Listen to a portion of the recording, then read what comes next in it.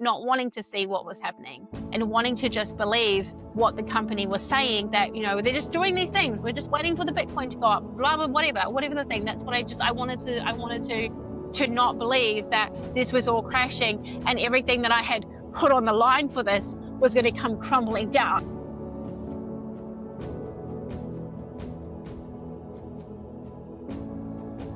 Hello and welcome to Faith and Provision. I am Phillipa Wirangi, and this is the podcast where we honestly talk about faith, about money, about business, and about building a life that's actually aligned with God and with His Word in the best way that we can. And today's episode is quite a vulnerable one for me. I wanted to share the story of early on in the piece because it centers around themes of shame and guilt and fear, which are things that hold people back. And it's what would potentially hold me back in being the, fully expressed version of myself in this podcast. So I want to just get it out of right here in the beginning, the second episode coming into this podcast. I'm such a big believer in like the 8 Mile strategy of where I'm an 8 Mile, he just lets out all of the things that are wrong about him before his opponent, when he was rapping against Clarence, can say anything about him in his rap. So like there's nothing else that Clarence can say about B Rabbit. So we're going to do it. We're going to rip the Band-Aid off.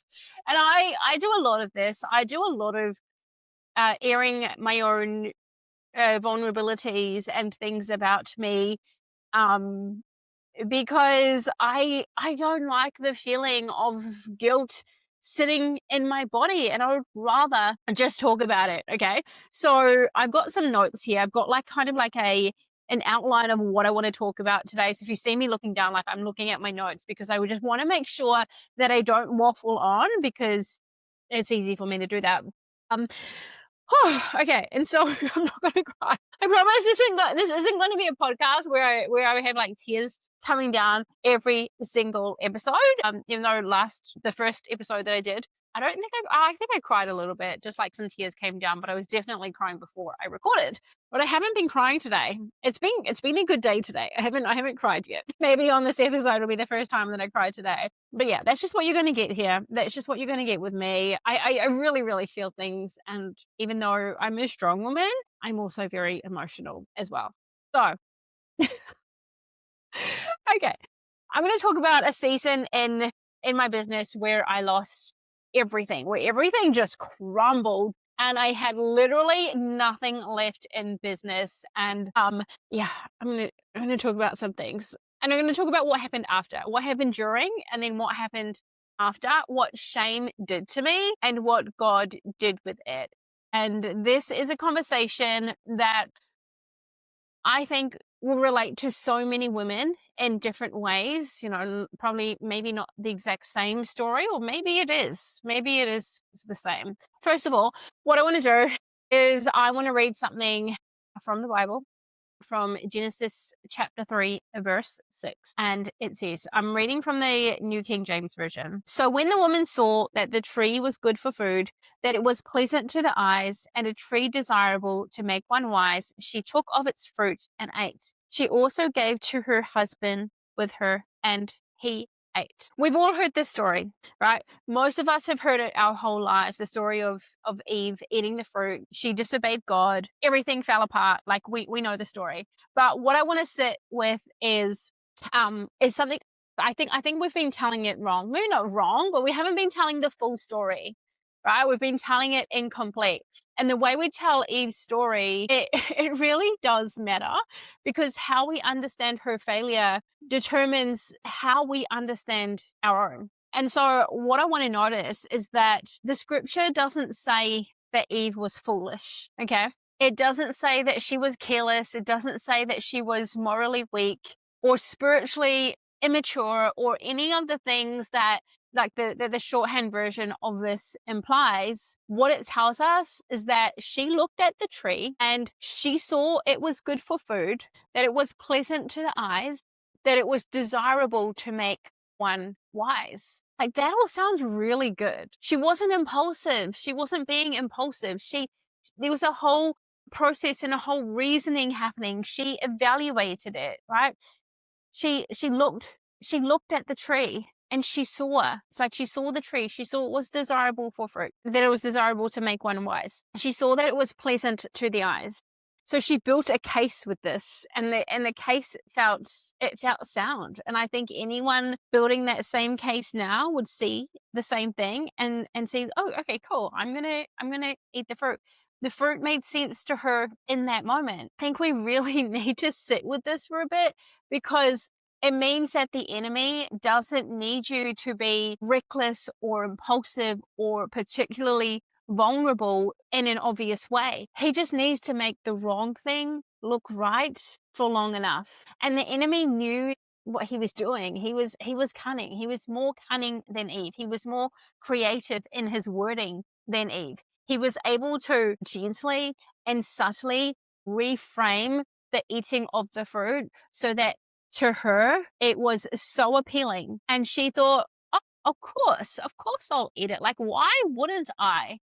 Why wouldn't I want to become more wise? It looks good. It looks juicy. It looks delicious. Like, I'm going to have some. And what the enemy was able to do was able to make Eve look at the fruit and also to doubt what she already had, and to make what she had look not enough or incomplete or a bit too hard to upkeep.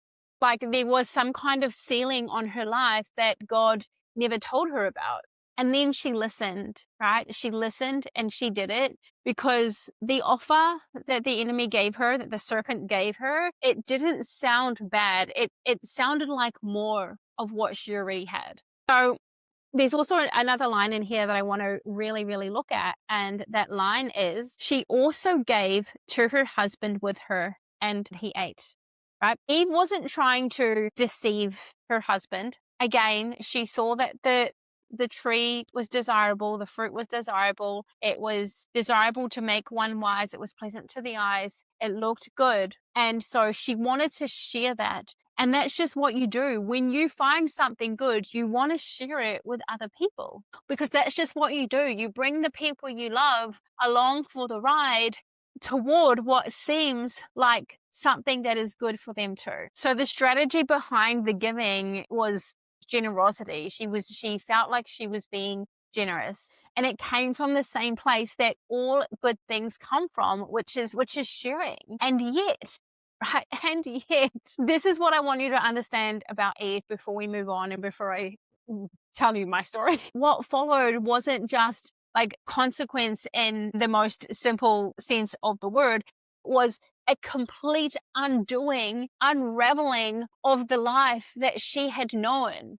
The ease was gone. The unself-consciousness was gone. She reached for leaves to cover herself because something in her now knew that she was exposed in a way that she hadn't been exposed before. And the God who used to walk with her in the cool of the day, she now hid from. She was ashamed. She now knew shame. And that's what shame does.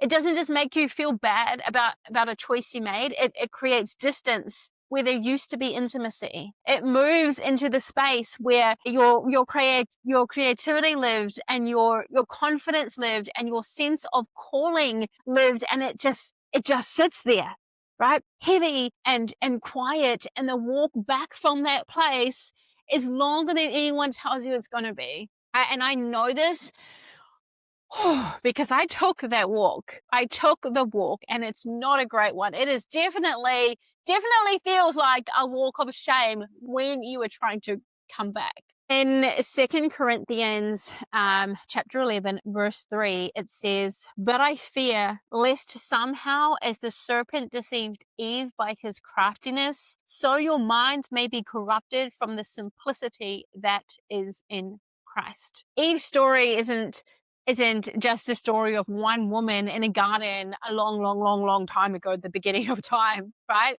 It's the story of all of us.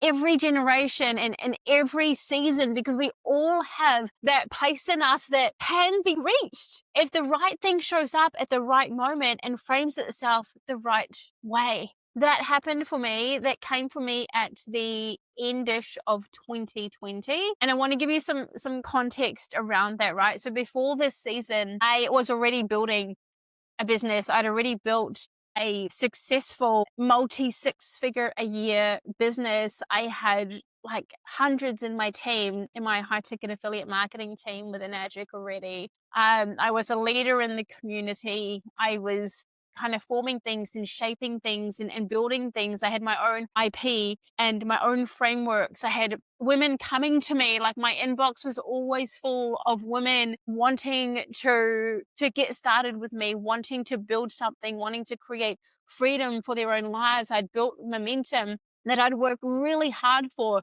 over the years prior. And yeah, I was already building, already seeing results. But the thing is that I was tired, right? Not just a little bit tired, like the deep kind of tired that just accumulates over time, that builds up over time, of having to like hold then all of these people, because that's how I had built it, right? I built it completely differently now because I know what I didn't know, but my fingers were in all of the pies and I was everywhere, all over the place. And I didn't know what to do anymore. I didn't know how to pull back. I didn't know how to have these boundaries. I didn't know how to build in the way that I could have been building. Because when you're the one that is always showing up, always creating the content, always moving the needle forward, always just holding people and leading people and running calls all the time and doing all of this stuff, it gets exhausting. And that exhaustion is its own vulnerability, because when you're carrying that much, the idea of something lighter, of something simpler, it doesn't sound like a compromise anymore. It sounds like relief. And that's the vulnerability that the enemy walked through. I got started in a Forex platform, and the platform was called CashFX, and it was, glittery and shiny and easy. It seemed so simple. And what it promised me, it wasn't necessarily the money side of things, because I was already making money. The thing that really got me, the thing that made the offer feel irresistible, was the ease. Was all I was having to do was post about the returns on the Forex market and the withdrawals I was making each week and the investments I was putting back into the company as well. There was no having to lead anyone, really. I didn't have to coach anyone or mentor anyone or help people understand who they were. I didn't have to show up in that way when I was doing CashFX, and that felt like ease. It felt like that relief for me. The idea that I could step back from the relentless output my business required of me and still have income flowing was amazing. And if all I had to do was share these numbers to attract people in and to entice people to get started into this as well, because then they also don't have to do all of the things that I was already doing, then that looked good, right? It was like seeing that fruit hanging off of the tree in the garden and being like, I actually like that. That looks quite good. I was withdrawing a lot of money, and we were able to live off those returns, but then we were also putting a lot of it back in. We were putting most of it back in. And so there are so many people lining up to get started. My inbox, if I thought it was busy before, it was flooded now. And I did have to do some work, which was me sending a 15-minute video to people and then sending them the instructions on how to get started. But that was easy, right? That was super easy for me to do. And so I was withdrawing tens of thousands of dollars a month. I was buying champagne just because I could, because I felt like drinking some wine. So I would go and buy champagne just, for me to sit there by myself or with, a friend over, and would just drink champagne just for the sake of it, like expensive stuff, not even like a $20 bottle of rosé, like the $100 bottles just at a time. And Like I had amassed, the last time I had checked before the company completely shut down, because now that this happened, $1.5 million in assets within the platform. I have not been able to withdraw that out. That would be so great. But the thing is, one day the withdrawals just stopped, right? I had enrolled tons of people into the platform because I was on my own role in my own shining object. And I'm like, oh my gosh, this is so easy. We can just like make money and like not really do anything at all. And then these people were coming in and they were getting started. And then some of them were also making money. And that was cool. And then everything, like it just stopped. It just like gradually, it wasn't like a sudden thing. It just gradually, the withdrawals started taking longer to come. They were coming sometimes in 2 days, sometimes in a week. And then they would go on for like 2 weeks for you to receive your money, and then 4 weeks, and then a couple of months, and then to like nothing. Like it just kind of, we were stretched out. And within all of that time, you're trying to stay positive, right? Because I put my whole brand into this thing, and I'm trying to stay positive, and I'm trying to hold the faith for not only for myself, but for all of these people that had also joined me, that I had brought into this thing. Right? And she also gave to her husband. She also gave to these people. She also, that was me being Eve at that time, not seeing what was really happening, not wanting to see when it started happening, not wanting to see what was happening, and wanting to just believe what the company was saying, that, they're just doing these things. We're just waiting for the Bitcoin to go up, blah, blah, whatever the thing. That's what I wanted to not believe that this was all crashing and everything that I had put on the line for this was going to come crumbling down. I just didn't want that. And so the company eventually went quiet. And this was 4 years ago now, when everything just pretty much started, kind of like collapsing and stopping. Every single dollar that I had inside that platform gone. The people that I had brought with me, like their money gone too. Okay, I'd put my son into a boarding school, which was super expensive, because I was obviously going to be making all of this money and withdrawing all of this money out of the platform to be able to pay for that. I ended up having to take him out of the school after just 2 terms because, I was not able to pay for that in any other way. And then there were so many people messaging me and asking about withdrawals, and also like blaming me for it all stopping and all of that stuff. And that was a really hard season to go through. Like I had no answer for them because I also had nothing. And that season was one of the hardest seasons that I've had to go through. And I've walked through some hard things. And I want to tell you that when CashFX completely collapsed and I realized it, right, when I actually woke up to it, I suppose, I want to tell you that I handled it with grace and faith, and I ran straight back to God, and everything made sense, and the story has a neat arc to it, but that's not what happened. What happened is I went quiet. I pulled back. I brought people into something that I believed in at the time, and it had collapsed under all of us. And the shame of that wasn't something that I could just pray away in a weekend. It moved in. It took up residence in me, and in parts of me that used to create, used to vision, used to show up with something to say, and I would sit down to write or to create, and there was nothing there. And there was nothing there because shame had gotten to it first. Every time that I thought about stepping back into building something, into inviting people into something, into putting my name behind an opportunity again, it was there. It's that heavy and quiet voice that whispers, you don't get to do this anymore. You already showed everyone who you really are. And the cruel thing about shame is it doesn't feel like an attack. It feels like the truth.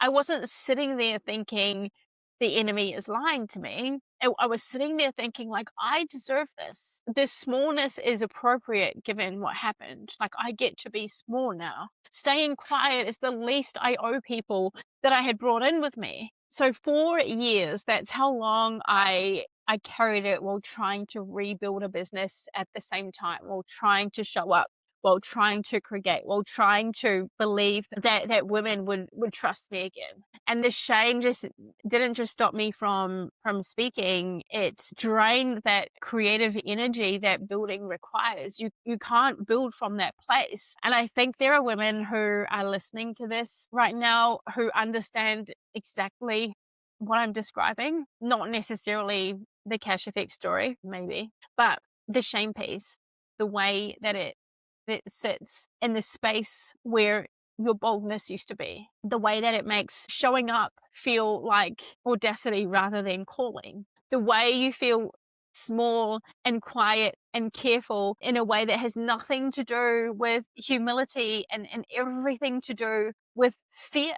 So I remember one of my pastors at my church, she did a sermon, and part of that sermon was shame and guilt in it. And as I was sitting there taking notes and watching, like, I was broken open. Like, something actually broke open in me. And I feel like that was like another revival and another awakening moment, because what she named was that shame isn't a feeling we're meant to sit inside indefinitely. It's a strategy. It's the enemy's specific tool for keeping you small and silent and outside of your calling. Because a woman who's paralyzed by what she's done is a woman who isn't doing what God designed her to do. And the enemy knows that. He's not interested in your past. He's interested in keeping you from your future. And that's the lesson that really hit me when she was giving that sermon. Shame is a mechanism that the enemy uses to keep you quiet, to keep you small, to keep you away from God and distant from God, the way that Eve felt like she needed to cover herself with the leaves from God now. I could then see this as warfare, right? And in my opinion, the devil doesn't get to have a say in who I am, because I already know who I am. You already know who you are. You are a daughter of the Most High King. We are daughters of the Most High King, and we get to come to the throne of grace boldly, right? We get to do that. When you're feeling those feelings of shame and guilt and fear, that's an attack. It's an attack on your identity. And we have to determine and discern the enemy's voice as opposed to God's voice. 2 Timothy 1:7 is where it says, "For God has not given us a spirit of fear, but of peace and of love and of a sound mind." The calling doesn't disappear because you took a detour, because you went wayward. The gifts don't evaporate because you were deceived. What the enemy wanted was for the shame of that season to permanently disqualify me in my own mind. God asks us to bring it to him, to bring these feelings of shame and guilt and fear to him, and to keep bringing it to him when they show up again, to keep doing it, to keep going with it, and let him do only what he can do. And so I didn't come back to building after a few years off with certainty. I came back uncertain. I came back not knowing. I came back just every single day, giving it up to God and asking him to lead. I wasn't sure about my business and what I should be doing, but through dreams, God was showing me specifically the businesses that I should be running, the offers that I should be putting out there, what I should be bringing women into, what I should be bringing his daughters into. And so I've been very discerning in saying no to opportunities and things that have been presented to me that are not what God has shown me, because I know that they are distractions. Even if I need the money, and even if this thing that someone is bringing to me is easy to do, right? I've been very careful and very discerning with all of those opportunities and only doing what he has shown me to do, which is building my high ticket affiliate marketing business with an Magic, which is the thing that I was doing before, but rebuilding it with him in mind, with the kingdom in mind, right? And creating offers and programs specifically for Christian women. And so everything that I'm building now, everything that I'm creating, this podcast, this YouTube channel, I'm writing a book now as well. I'm building up programs. I've got my Kingdom Woman Code, which is an incredible archetype framework that God has been leading me through to build, and a whole big program around that has all been things that I have sat with in prayer about and waited for him to tell me what to do, to let him be the CEO of my business, because I can't afford to get this wrong again. And I'm not going to get this wrong again. There is no way, unless I allow the enemy to get into my head again, but I'm so close to God now than I ever have been. So there's a very high chance that that's not going to happen. And so now he's set me on a mission to help women get free from the stories they've been agreeing with about themselves, that they're too small, that they're too late, that they're not enough, that a business isn't for someone like them, that creating and building isn't for someone like them, that the life they're living is just the life that they get. Those are the chains that I was being sent back in to help unlock for women. And I understand this in a way that I hadn't before. God has used the downtimes and the ashes now to build something new, to create in me a new thing, to create a new thing. And so that's what stewardship actually means for me now. It's not just handling money well or building something that generates income. The business, the platform, the influence, the calling, all of it is a trust. And the question he's been asking me, the one that I sit with before I make any decision now, is, am I building something I'm stewarding, or am I building something I'm extracting from? That distinction has changed everything about how I move now.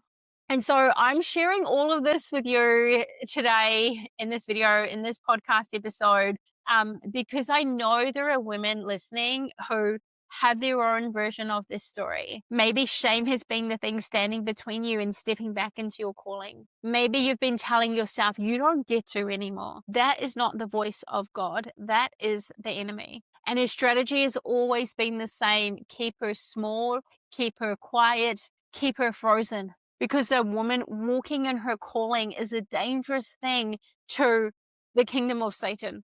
There is redemption on the other side of every season that has broken you, and I'm living proof of that. If this episode has landed for you, please subscribe, give a thumbs up, ding that notification bell. I don't know, is that what they say? Is that what they say on YouTube? Drop a comment and let me know what has resonated with you in this episode. If something has surprised you, maybe. I'd love to hear from you. And if you're ready to look at what rebuilding could actually look like for you, I want to invite you into my Water and Wealth Masterclass to give that a watch. It goes for about 50 minutes or about an hour. I can't remember. It's the most honest breakdown I know how to give of the business model, of the Enagic business model, high ticket affiliate marketing, that I came back to after losing everything and running on my own shiny object syndrome journey there, and why I put my name behind it. So if you want to look into that, the link should be somewhere below in the show notes. Wherever you're watching this, there should be a link somewhere. Otherwise, find me on Instagram and send me a DM. My Instagram is at Covenant Wealth with Phillipa. Looking forward to hearing from you. Thank you so much for watching, and I'll see you over in the next episode.